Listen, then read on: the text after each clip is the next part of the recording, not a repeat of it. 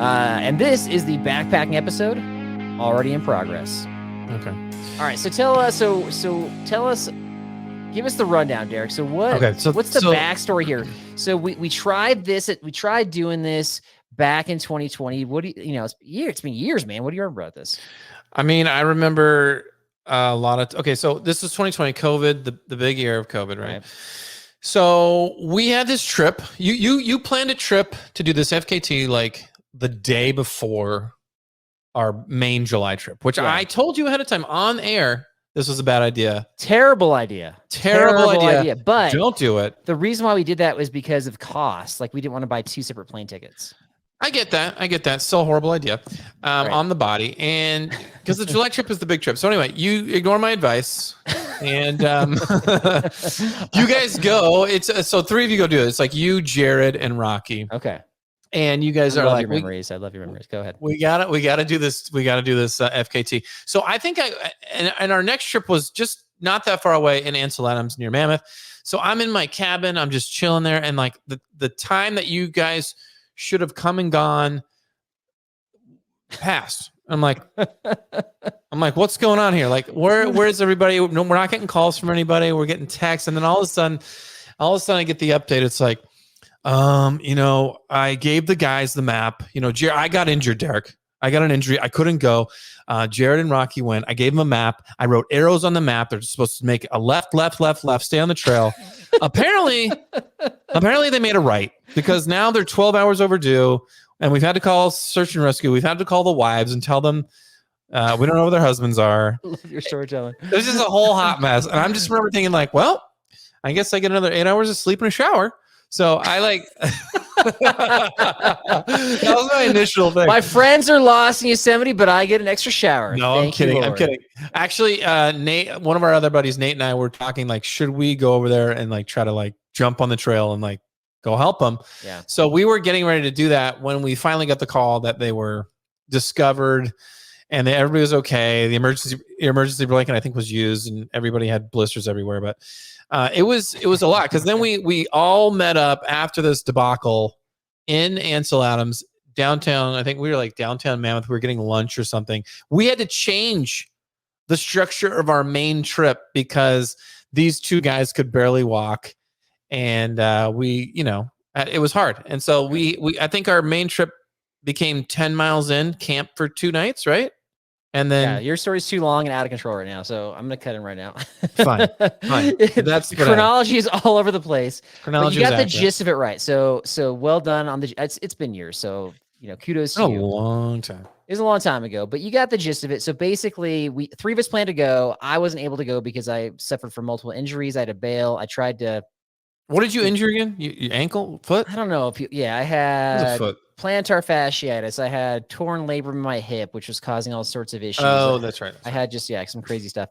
So anyway, they went by themselves, and I gave them the map, and we were missing some key ingredients like a locator beacon, things that you think you'd have for an adventure like this. But as Derek said, it was COVID year, so you could still access the Yosemite trails, but nobody was out there. So they were empty trails. It wasn't like you'd ask for directions or minimal rangers probably as well. No rangers. Right. Yeah. So I was crashed out with my buddy Knowlton at the trailhead, and we were just waiting. And finally we're like, these guys aren't going to show up. So I had to call search and rescue. And so that's kind of where Derek. How many hours went by before you called SAR? So I waited an extra, I think 6 or so past when I thought they were going to arrive. 6 to 8, I want to say. So that's the window. 6 to 8 for you is like. But it was 6 to 8 after I thought they were going to arrive, like anticipated arrival time. Yeah, I remember that text. Yeah, and they were on pace to arrive around the anticipated arrival time had they not made the wrong turn. And you went over maps with them. You're like, this is what you need to do. And they were like, I don't care. Yeah, the issue was that they had the map, but they were trusting the signs, and one of the signs had fallen down, as we've talked about before. Yeah. So, okay, that's the recap. We don't want to spend too long on the recap. Okay. All right. Let's get the highlights. So 3 years later, just so you know, the intention is to have Rocky join us for this show. And so we're just waiting for him to pop on at any second here. Correct me if I'm wrong. This was 2020 when this happened, right? So why does it take you 3 years to do it again? Like, 3 years. I was just thinking like, we'll just do this next year.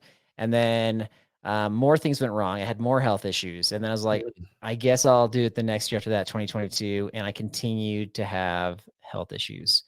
And so I don't know if this was some sort of like a spiritual matter where it was something where I was so focused on getting this fastest known time and it was about achievement and whatever versus like, how can we do this to, you know, glorify the Lord, or how can we do this for a purpose greater than ourselves, I suppose is a better way of saying that. And I think once I shifted my focus to, you know what, we're going to make a story of this. We're gonna make a documentary. Things started clearing up. I was able to start running again. I was able to start training again, and good things happened. And so it took until 2023 for me to be healthy enough for me to attempt this, is kind of what it boiled down to. But even so, we did this, and I still like, this is what's great about adventures is like you're undertaking something you're really not sure if you can do. And I think that was definitely true for this one. Yeah. Okay. But you I want to say thrive on that, but like, that's part of who you are. I think you like to constantly challenge yourself with something like crazy like that. Right? Yeah, don't you? I mean, I think there's levels. Okay, so what level are you at? I don't know. I don't know how to grade those levels. I think there's always, I always want to try new things and do new things. I think, I think you just like to push like, this sounds ridiculous. Let's try to do it and you know, physically torture myself. And you know, I don't want to physically torture myself. I just like the challenge and I like doing it with good friends. So that's fair. All right, so here's what we did different this time. So this time I went like overboard. I brought in a safety crew. I brought in Tupperware Mike and his wife, Jen Deanna. I brought in Doug from California. They were the safety crew. They were kind of our points of contact. They hiked in the first few miles with us, and they were there in case there's any sort of emergencies. Right. We actually had a Garmin in reach. I was on the trip this time. I didn't get hurt. So somebody who actually knew the trail and could read the map. So you're not going to get lost. Didn't have that issue. And then unfortunately Jared was unable to make this one. So it was just me and Rocky. And then one thing that I try to do, and this is probably something that you get annoyed by, is I try to prevent, when we're doing something big, I try to provide a sense of urgency. Like, let's keep going. Yeah. You like to stress everybody out. Is that stressful? I think sometimes. We have a lot of miles today. You guys have woken up at 11 a.m. and have taken 4 hours to get out of camp. I'm like, let's go. Maybe not stressful. More just like annoyingly dad mode. Yeah. But I don't, it doesn't really bother me because I am usually packed up before you or at the same time as you. And we You're not stressed by me. I'm not stressing you out. No, not really. Cause I think there's like with our group, it takes a while. Like we're just lounging. Right. So by the time you're saying that, I'm like, yeah, I'm ready to get these miles under. Cause I think part of me like wants to have a nice morning, but I also want to get the miles done and then like be able to hang out at night before it's like too late. Right. So I think there's validity, but I think wasn't this trip. Obviously, this was required a sense of urgency. Yeah. The last difference was that because you in California got so much rain, so much snow, the trail conditions, I would describe them as abysmal. It looked like horrible, wild Yosemite. Like at times you couldn't even see where the trail was. We had to navigate in spots that didn't work. Right. There weren't junctions. Things were overgrown. There's like down trees, blow down, there's snow, there's ice. But what is that? Like, had they not, like signs were blown down too still? Oh yeah. So, I mean, is nobody going out there?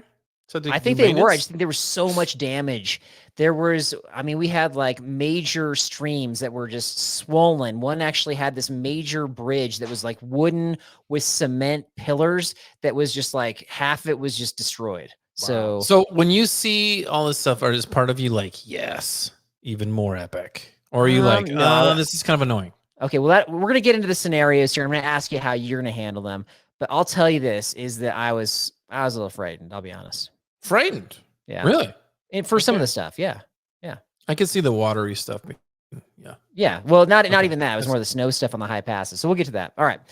Okay. So the way we're going to talk about this is I've got chronological scenarios of what we encountered like before and during the trip. I'm going to tell you what we encountered, and I'm going to ask you if this, what you would be thinking, or if this would change any of your thoughts about doing this or how you would do it. So scenario number one, I have to fly to California. I'm flying into Fresno.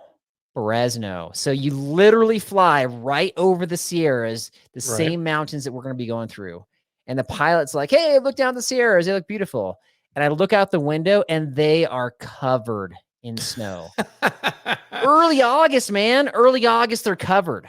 Would this change anything for you if you were me flying in? I mean, at that point, you're at I don't want to say point of no return, but I think in your mind, I know you could bail, but I think part of you is like, this is attempt number 2. We've Right. been here. I spent all this money to get here. Mhm. Like, it's Rocky. I know he'll do it. We'll go for it. We could figure it out. Would you bring any extra gear? Like, you're trying to go lightweight, but would you bring like ice axes or microspikes? No. I mean, I think, do you bring like a little down puff jacket? It's not cold. It's just covered in snow. So at night, it's not going to be cold? It's not. It's the summertime still, man. Summertime with snow. Okay. Got right, it. So that's correct. Snow usually freezes, when it's cold. So I don't know. It's or water. Wait a second. Snow does freeze I know you're gonna get when me on it's that cold in the wintertime. It's been melting all summer. There was so much snow that it didn't completely melt because of like how much snow you guys got in California, and so that's why it's still covered. It's not new snow. You're still okay with the weather. You're still the weather's okay. We'll get to the weather here in a little bit. Because how much were you planning on sleeping? 0. You're just going nonstop. It's not a backpacking trip, man. This is I'm not saying it's a backpacking trip. I know sometimes it's all in. We're going all in. Okay, then in that regard, if you're moving and you're grooving, then keep pushing on. Okay, so no new gear. All right. No. All right, just making sure. Okay. Maybe. So we meet up. We crash out. We have our safety crew there. Super friendly. Chris Mead joins us. I had remembered that a half mile in, so this is a 50-mile loop, a half mile in, there's like a boggy meadow where you have to like balance on logs so you don't slip and get your feet wet, right? Is that Tuolumne Meadows? It's not. It's not. No. Okay. You know what, though? Let's hold that thought. We got special guest. We got Rocky Brown joining us. What's going on, my friend? There he is. There he is. The legend. The legend. With the family t-shirt on. I like that. That's good. What? The family shirt. Yeah. Family Guy. Family in the hills. Nice. All right, Rocky, my friend. We are in the middle of our story. We're going chronologically through what happened. I'm asking Derek about what he would do in these situations. And then I'm going to have you chime in with what you actually did. Okay. So we've already recapped the 2020 trip. We're in the middle of it. We're planning to go down. I'm telling him about this boggy meadow that's a half mile in. It's boggy on a normal year, so you can only imagine it's to be like really like swampy. Deep. Yeah.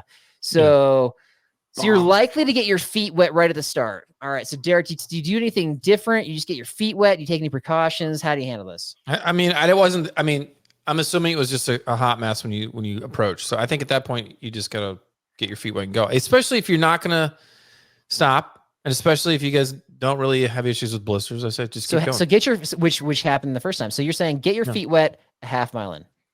Correct. Okay. Correct. All right, Rocky, how'd it go down? Let's see. Wait, we're talking about the 2020 trip?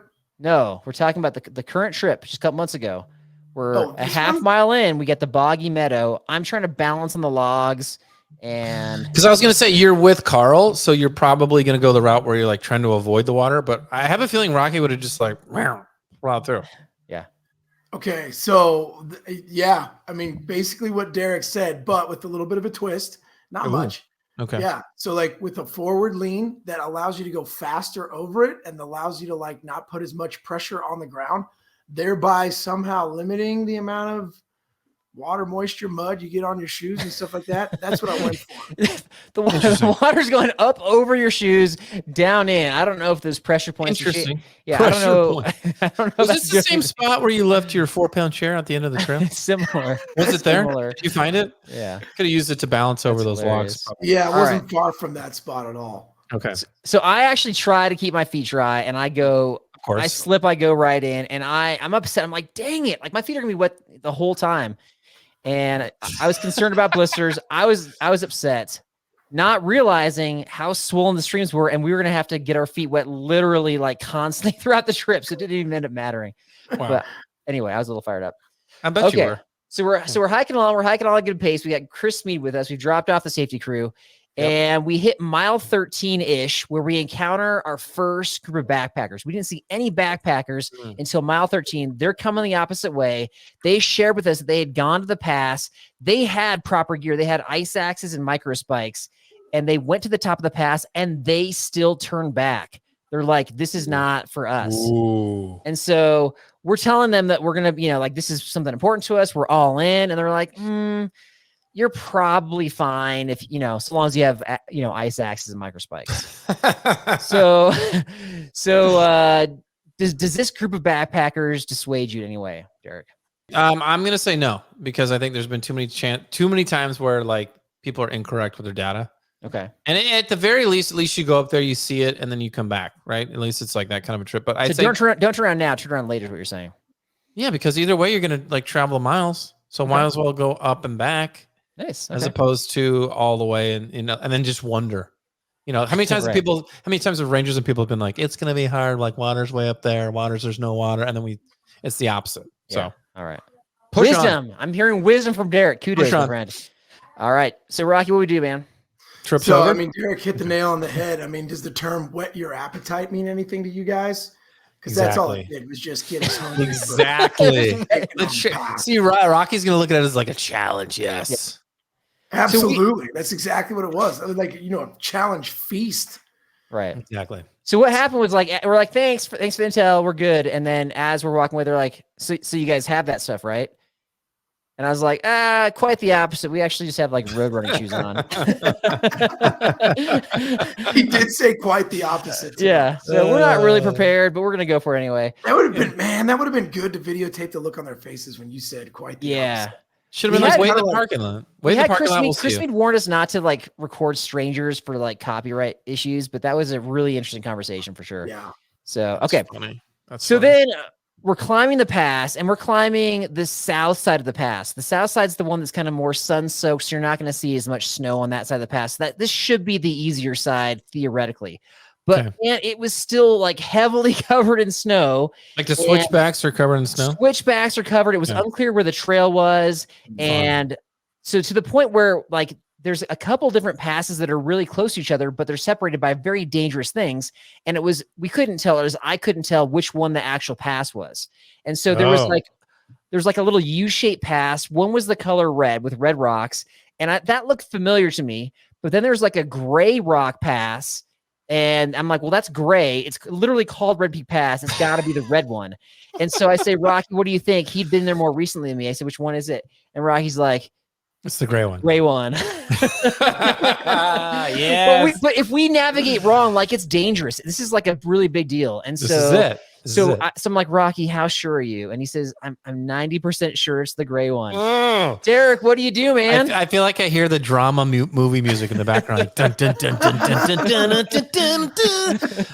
Cut to commercial. I mean, that's a tough one. Do you believe Rocky, or like it's called Red Peak Pass? It's red. Like, come on, what do you think?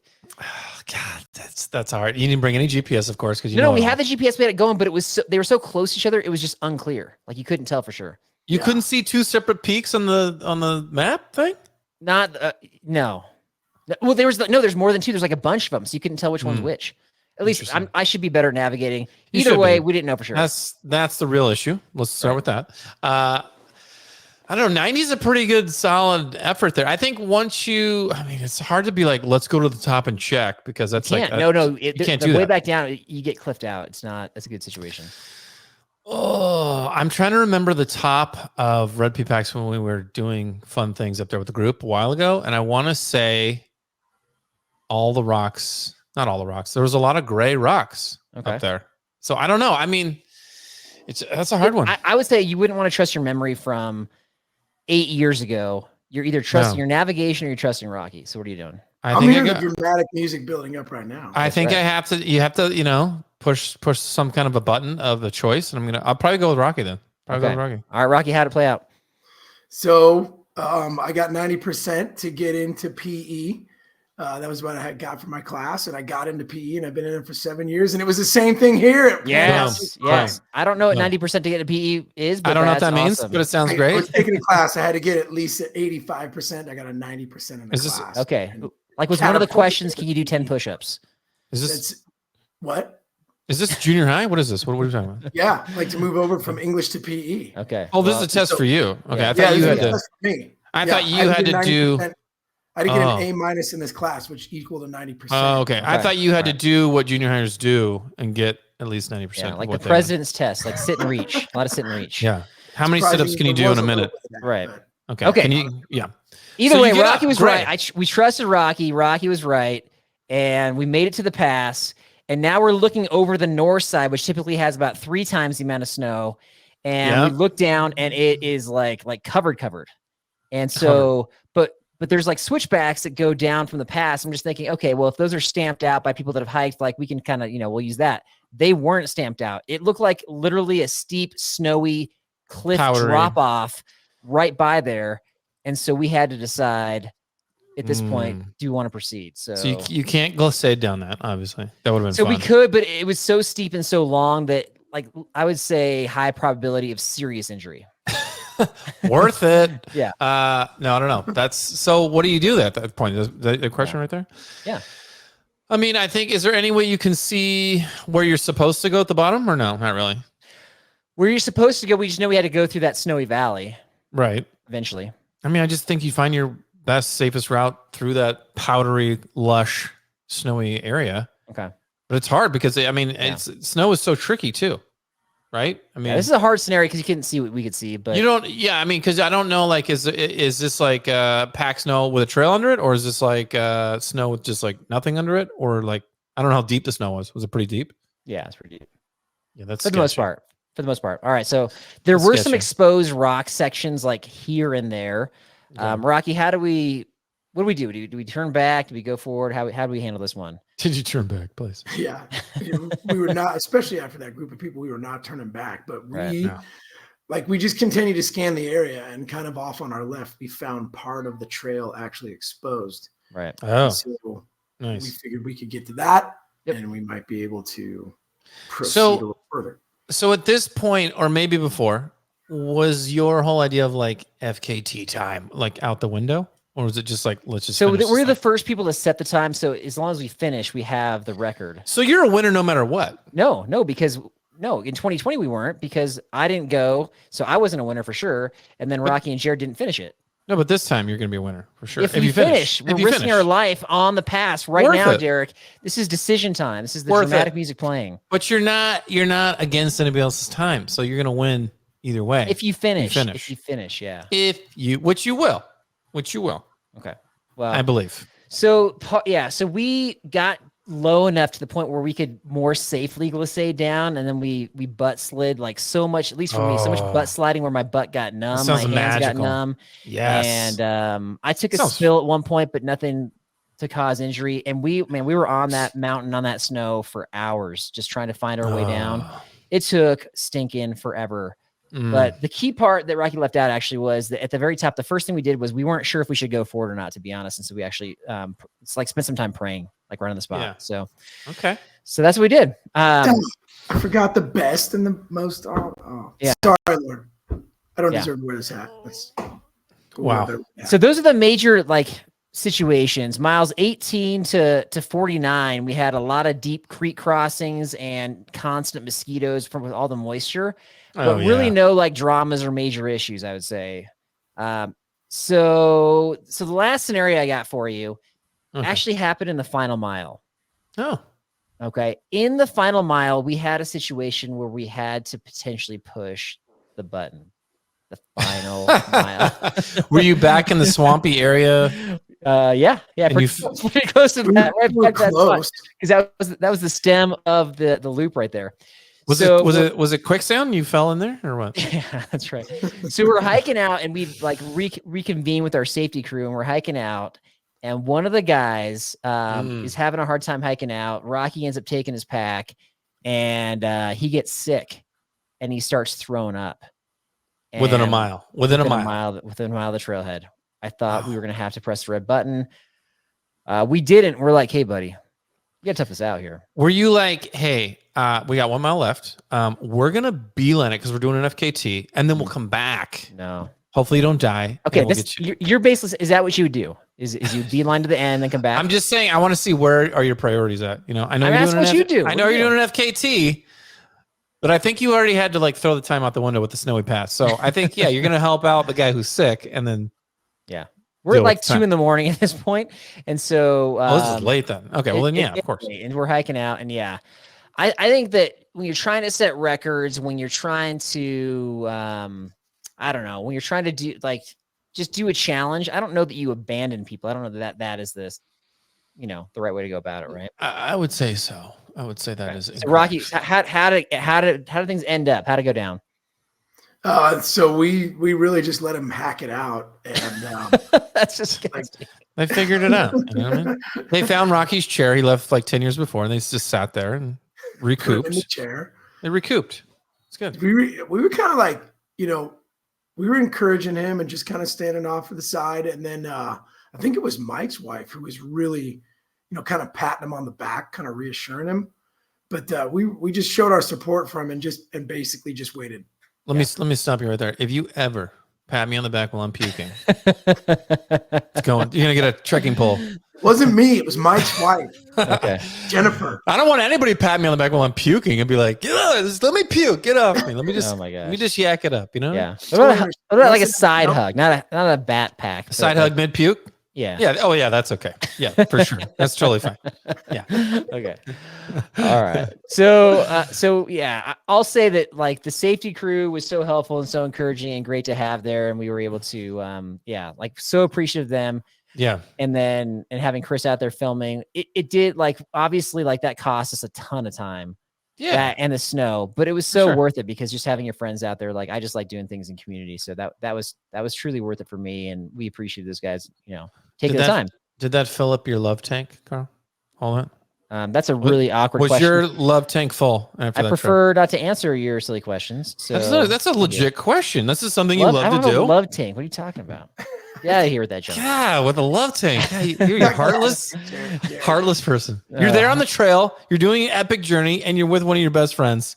Come on, you Yeah. felt good. felt Doesn't matter what good. was there. I wouldn't call it a love tank. It was good. It's still a love tank. It was a You good. gotta find it a was a good different time. He loved it. He loved it, folks. Don't be afraid of the word love. Okay. It's okay. All right. Carl's afraid. He did love it. He told me like probably 5 or Okay. 6 times. Thank you. Exactly. Thank you. I but, said, I mean, I no, love I'm this not to the even point where saying- my love tank is filled up. That's what I said, Rocky. That's not. I'm not saying you said that. I'm saying it pushed all your buttons of like these are the things I love to do. Yeah. You're welcome. It Well, did. It did. okay. But just Yeah. the term was terrible. You got to think of It is what it is. It is what it is. All right, Rocky, do you have to go, or can you hang on for this last part here? I can hang on for the last part. Let me just check with my Logan. You doing all right? All right, so the last part of this is we previewed ideas, like I said, just crazy ideas I had about gear for this back in May. We're going to see how this played out. Did I take Jeff Pelletier's advice? Derek, what do you think? How did this go? So the first idea I had was if the weather forecast looks clear, then I'm not bringing a rain jacket. I'm going to bring one of those like super cheap Walmart, lightweight 1 ounce, cheapy plastic ponchos instead. It's going to save me 6 ounces and a whole lot of space in my pack. Huge. That was my idea. He said that was super dumb. Derek, do you like this idea? Don't like it? What do you think about this? I think you did it and it worked and you liked it.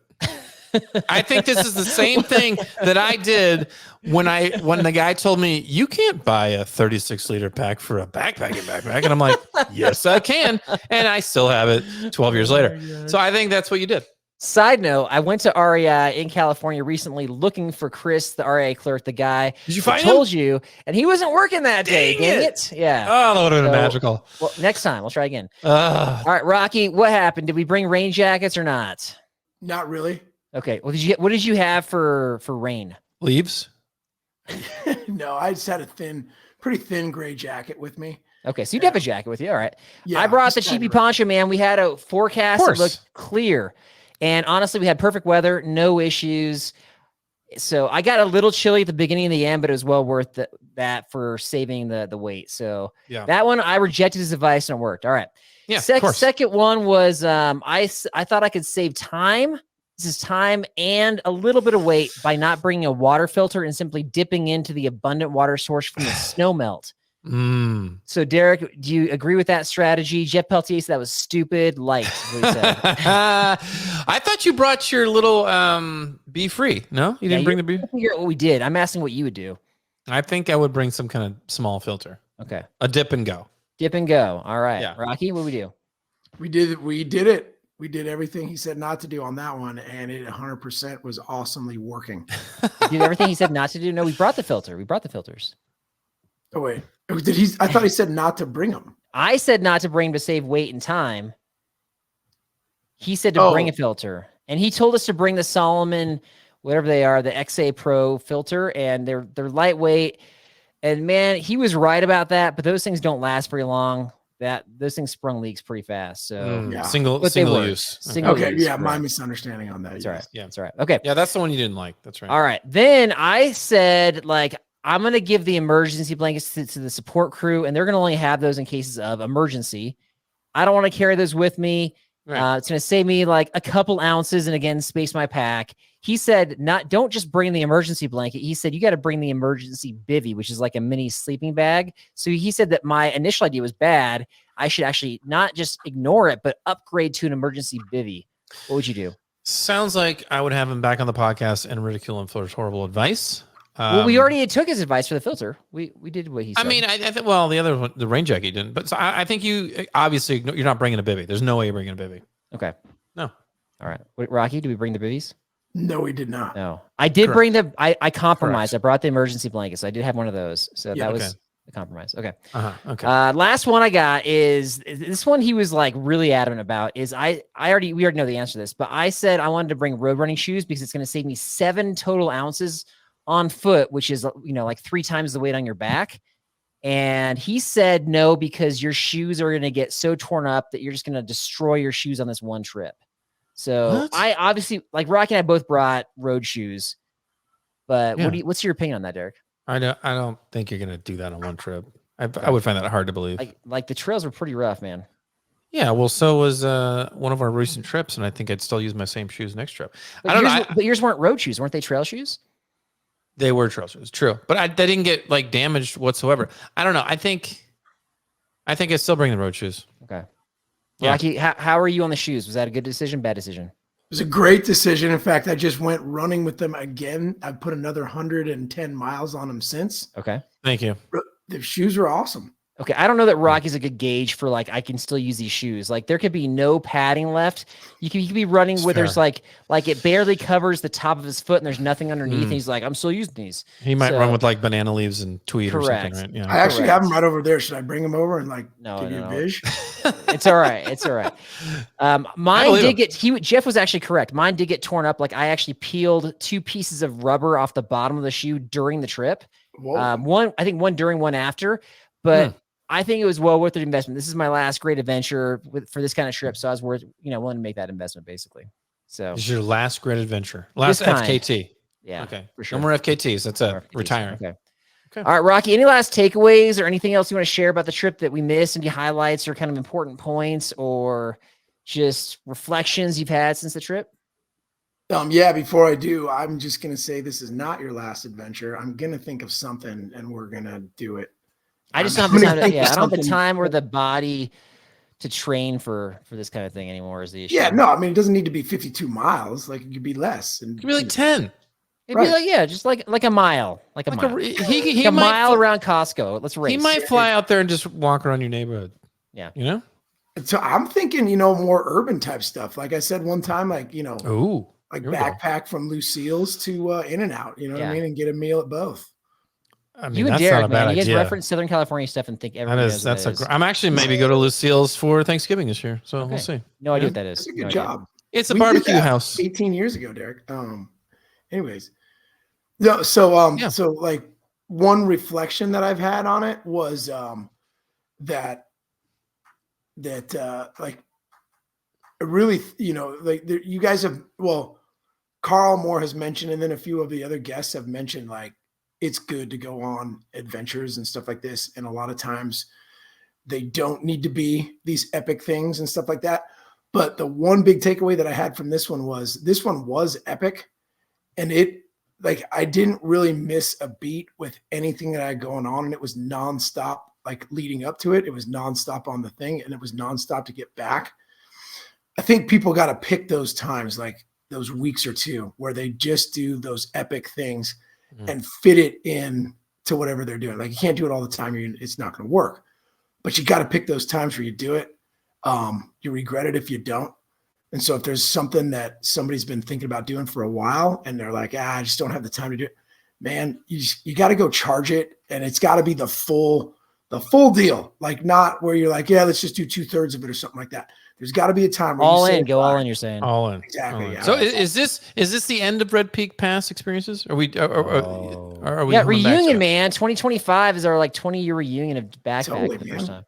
We might just be getting started on this Well, thing. what do you think, Derek? Would you want to do it? Would you want to do a reunion trip? A reunion trip or an FKT? Not FKT. FKT, no. I'm not doing that. Reunion trip, backpacking. Come on, Derek. 4 days Stop it. or whatever it is. I think we bring bows and arrows only. I think we go back to it. No, I think we. I mean, yeah, it's the probably the most epic trail we've ever done. I would say. Okay. There's more history there than any trail, right? So, I get it. Are you okay repeating that trail? What is this going to be like? The sixth time for you? No, Fifth? not the sixth time. 15th? Not that many times. It's different every time. You get different company, and it's just it's kind of like our go-to. Everybody's got their this is the kind of momentous. Because I was going to say trail, this particular trip for you two probably felt way different than the other ones because you had all these. Well, you didn't have the big backpack, number one, but you had all these hurdles on the trail. You had all the negative information of don't bring this and people telling you this and that, and then you still did it, right? So it's got to be a sense of severe satisfaction from that. Yeah, it was. Yeah, we had some weird stuff too. We hiked a significant chunk in the dark. Backpacking or hiking in the dark is very different.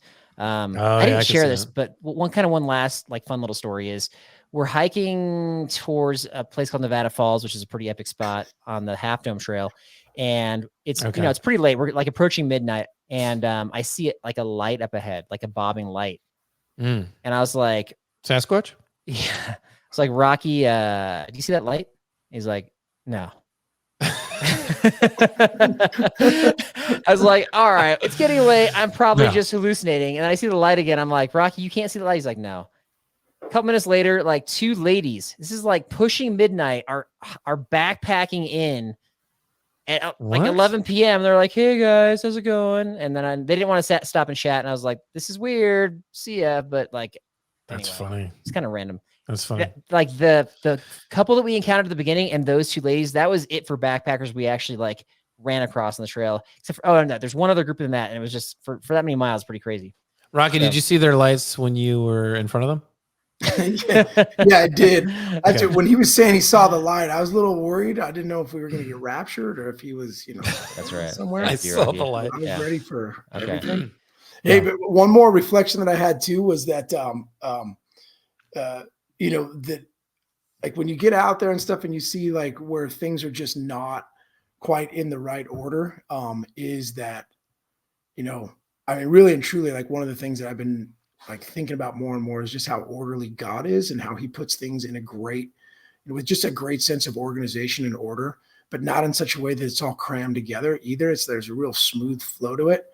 And even though there was just, tons of obstacles out there and the mosquitoes were horrendous and stuff, the order and the beauty out there, really reminded me of, man, I want to make sure that my life, especially now that definitely past middle age, that it's in order, that it's in his order, that he's the one ordering it all. Because when he is, it's going to be so much more spectacular. Because out there, even with all the, chaotic kind of stuff, it was spectacular.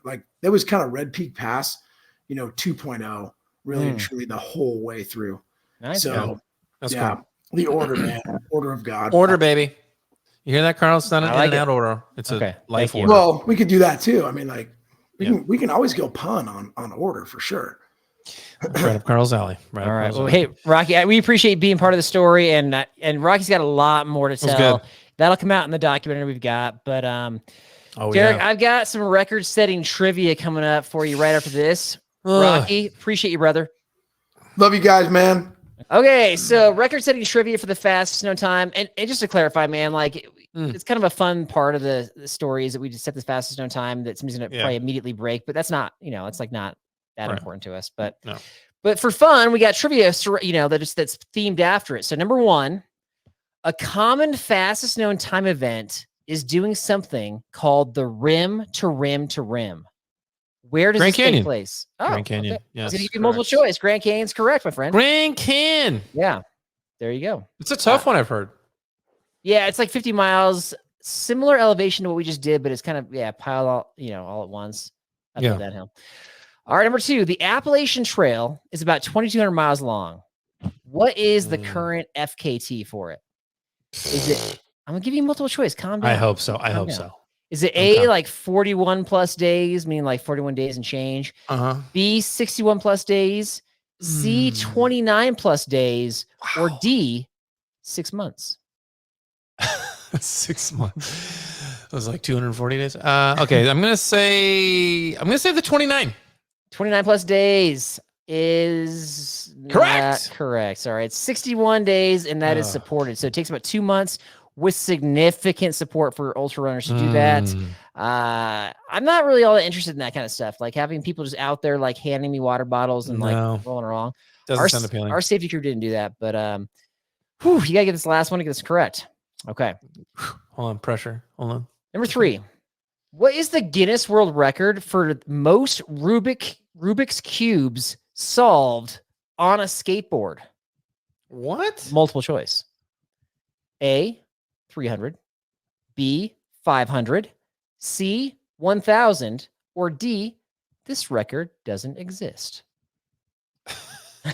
What? Like, so is he like? Are you like doing it while you're rolling around on a skateboard? You're like, you're like. No, this is a real deal. I've seen the documentary. Documentary on people doing this? No, on Rubik's Cube stuff, the competitions. So I know that these people are just like nuts, and they can do them really fast. Oh yeah. What's the most while skateboarding? It was 300, 500, 1,000, or it doesn't exist? Correct. Oh gosh. I want to say it was like 500. Okay. Is that your final answer? It's final answer. Final answer is correct, my friend. You passed trivia. That was actually terrible. That was like a Derek style terrible question. You still figured it out. So well done. I can still figure out the great question that was. All right. Nice. Okay, I got a couple tidbits for you. Okay. So this is a few episodes back. You missed an episode. I had Rob Pelton on as a guest host, and he's telling a story about camping out somewhere, and like I forget, he like left food in his car. His car is like completely sealed up, and mice got in his car. Okay. His like windows are up, all that stuff, right? Doors are locked. Yeah. I didn't really believe him. I would believe him. You believe like mice getting inside your car when it's completely sealed up? They can come in through the bottom. I don't know. I don't have mice problems here. Well, Okay. Maybe Well, the reason why I bring it up is because after I said that, I kind of like expressed doubt on the episode. I had probably like 10 comments about people that had that very same issue where I guess what you're saying, coming in through the bottom and they're getting into people's cars. Correct. Doesn't that gross you out? That does gross me out. Yeah. It's disgusting. Yeah. So anyway, for anybody who said mice in their cars, like after it being sealed up, I apologize. Rob was correct. I will apologize to him later if I remember. So there you go. He will not remember probably, but I will vouch for all of you because I know that's true. So yeah. Okay. Last one I got is that I just got news. This is actually from like the Outdoor Retailer like newsletter. They said that REI recently laid off 275 store employees. Wow. Okay. Okay. My question is, if they're short on store employees, like as a whole, I still have my REI vest. Shouldn't I try to work for them as some sort of like an employee imposter to help them out for a little bit? That'd be horrible. Why? Why would that be horrible? Because I think you would let it go to your head, and you're not getting paid. What go to my head? Like, listen, guys, you come into the store like badge first. Like, listen, guys, I've been an REI employee back in the day. Wait, so you think that my move as an imposter is to go brag to like real employees? Partly. That's ridiculous. When you're trying to be an imposter, you're not like wanting to expose yourself. I could see you walking down the aisles and be like, "You're gonna buy that tent? Why would you buy that tent?"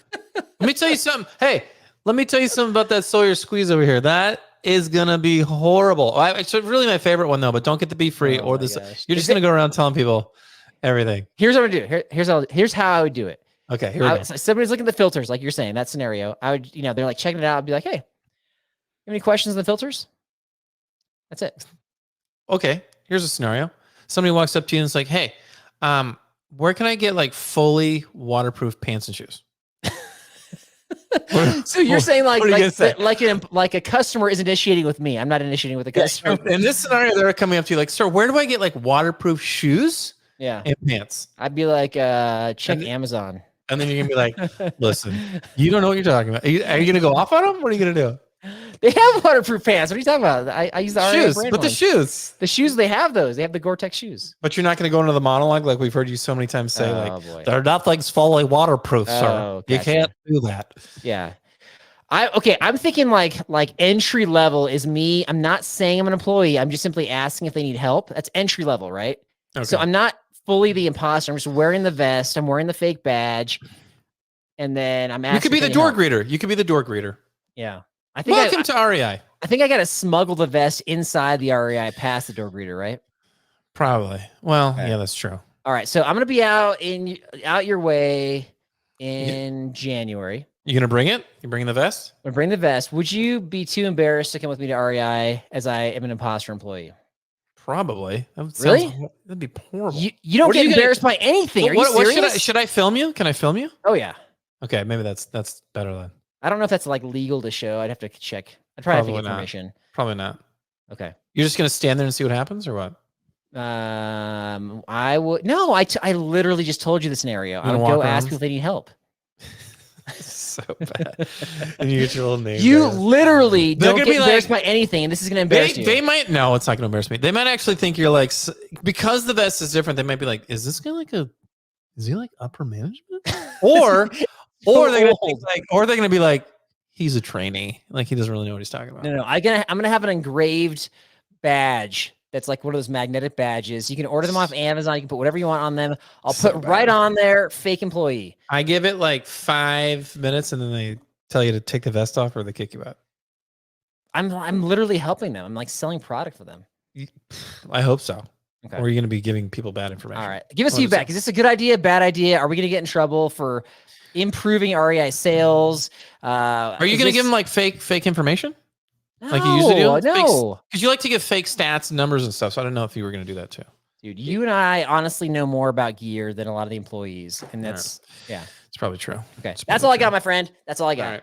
That's all I got. Actually, I do have one thing. We as a Backpacking Blisters family have come together secretly. Mm. And we know that you and Pat, look, guys, if you've listened to past episodes, you've heard Carl come up with all kinds of magical stats and facts and numbers. And so I saw this game and it made me think of Carl. So I feel like we should all start calling him the Dose. If you look really closely, I'm going to put this really close to the mic. The Dose, it says the world's #2 card game, but it's an unverified statistic. So Carl, you're kind of like our unverified statistic. Like you have all those fake stats, and you're the Dose. You're my Dose, buddy. Wow. And I'm your Uno. You're my Dose. You saw the card game Dose, and you thought of fake stats, and you thought I need to show that on the podcast. I need unverified stats. It just Okay. reminded me of you for some All right. reason, you know? So Wow. I think the people will appreciate that. I'm honored. Thank you. No problem, Dose. All right. That's it for me. We will see you next time, guys. It was a pleasure. Hope you enjoyed a little rock time. And check us out on the social media handles. Leave us a review. 5 stars. It's always appreciated. We will see you next time. Dose and Uno, we're out.